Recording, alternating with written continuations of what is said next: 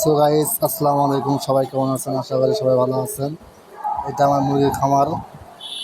সবাই দেখুন, ভালো লাগলে লাইক কমেন্ট শেয়ার করবেন।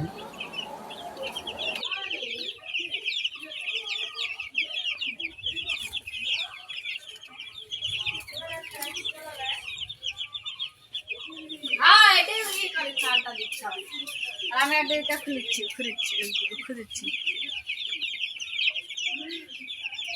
অল্প ভাত দেবো না কম দেবো?